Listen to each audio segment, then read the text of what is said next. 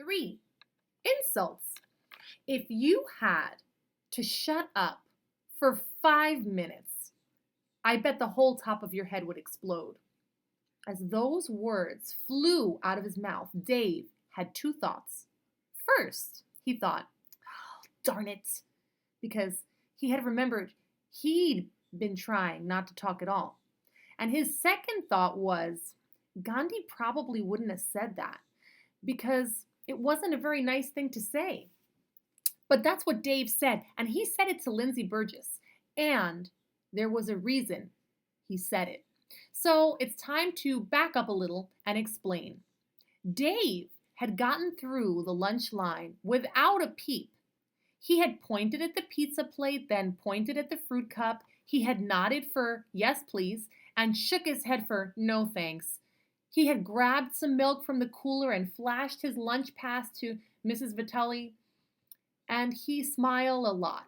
No talking, no problem. Then he'd sat down at a table with some of his friends, just like always. But instead of jumping into conversation, Dave had kept a pleasant look on his face and he'd kept his mouth full of food. No talking? No problem. And because he wasn't talking, Dave had focused all his energy on listening. Listening at a lunch table, really listening, was a brand new experience for him because most of the time, Dave was a loudmouth. See, there's something more about Dave, and it makes Dave's reaction to Gandhi make more sense because if Dave himself was a loudmouth, a real tongue flapper, then someone like Gandhi who could keep completely quiet would seem that much more amazing. Because Dave really did love to talk. He could talk and talk and talk about almost anything. Baseball, cars, dinosaurs, rock hunting, soccer, snowboarding, water skiing, favorite books, best football players, camping, canoeing, PlayStation, Nintendo, Xbox, comic books, TV shows, movies, you name it. Dave had a long list of interests, and he had plenty of opinions. Plus, talking always made Dave feel like he was in charge. It was sort of like being a police officer out in the middle of traffic. As long as he did the talking, the traffic went the way he wanted it to go. This was especially useful if insults started flying around. When it came to dishing out the put downs, Dave was a pro. But this lunchtime, all the other loudmouths were getting a chance to spout off. So Dave had chewed his pizza and sipped his milk and listened, and after a minute or two, he began to listen to Lindsay Burgess, but only because he couldn't help it. Even though she was sitting behind him at the next table, and even though the cafeteria was almost bursting with noise, Lindsay had a sharp voice, the kind that cuts like a hacksaw. So I said, "Are you serious?"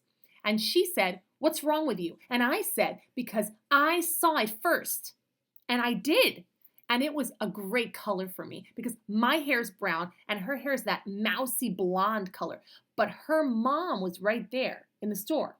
So she picked it up and took it over to her, and her mom bought it. Can you believe that? She knew I wanted that sweater more than anything, and she bought it anyway. And then, after school on Friday at soccer practice, she smiled at me like she wanted to be friends or something, as if. Can you believe that? No, Dave couldn't believe it.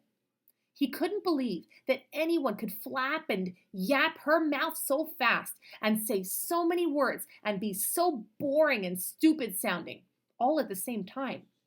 He took another bite of pizza and tried to stop listening, but Lindsay was just getting warmed up.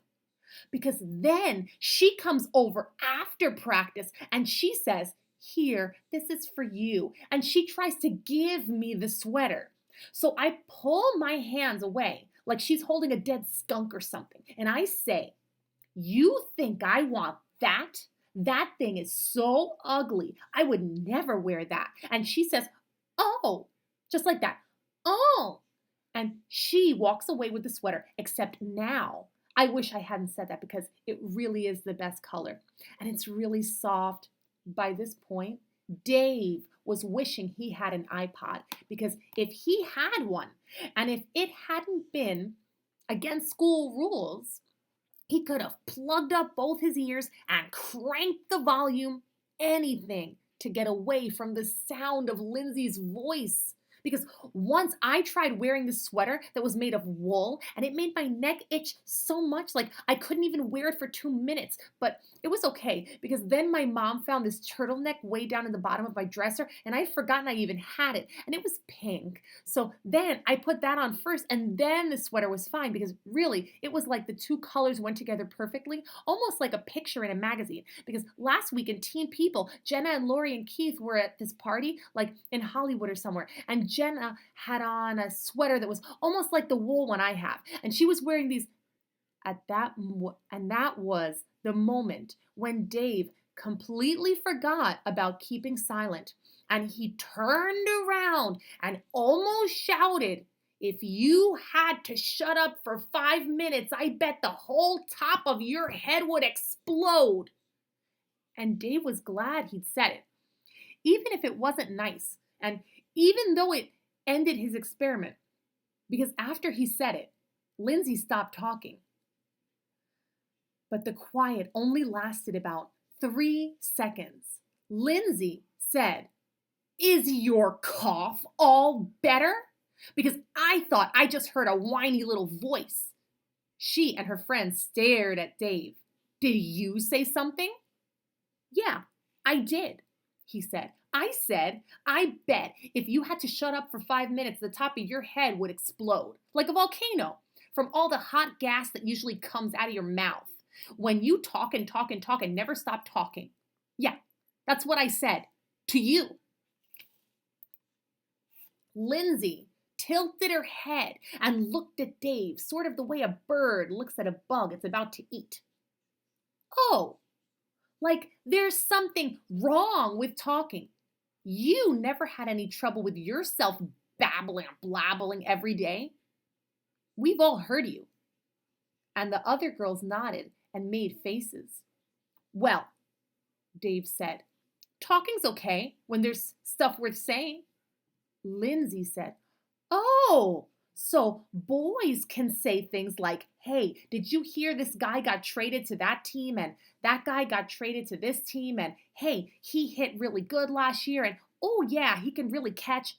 Boys can talk and talk like that, but girls can't talk about clothes sometimes. Is that it?" Dave said, "No, but I don't talk the way you talk, like for 1,000,000 minutes in a row without stopping." And Dave was hunting for something strong to say, a real punchline, something that would shut Lindsay up and end this conversation. So he said, "And anyway, boys never talk as much as girls do, ever." "That's not true." Please take a careful look at the last thing Dave just said, because with this particular group of fifth graders, that was a dangerous thing to say. And now is a good time to tell a little more about the fifth grade boys and the fifth grade girls at Laketon Elementary School, to explain why it was a bad idea for Dave to say what he just said, because Dave should have kept his mouth shut. He really should have. Chapter 4, Cooties.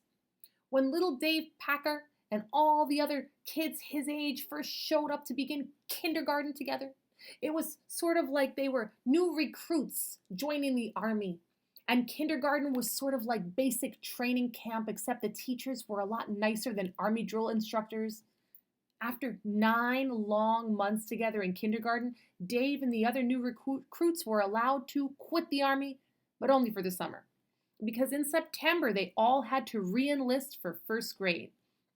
And after first grade, they marched through second grade together, then third, and so on, right through the grades, together. A few kids moved away and a couple of new kids arrived, but Dave and those original kindergarten recruits stayed together year after year, and they began to grow up together.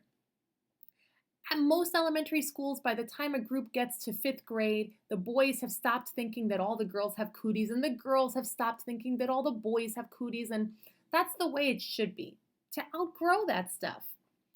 For some groups, it's easy. The kids grow up a little bit and they all learn that everyone's a real person, and some of those persons are boys and some are girls, and suddenly everyone gets along just fine, person to person. No more cooties. However, some groups of kids cling to those cooties a little too long.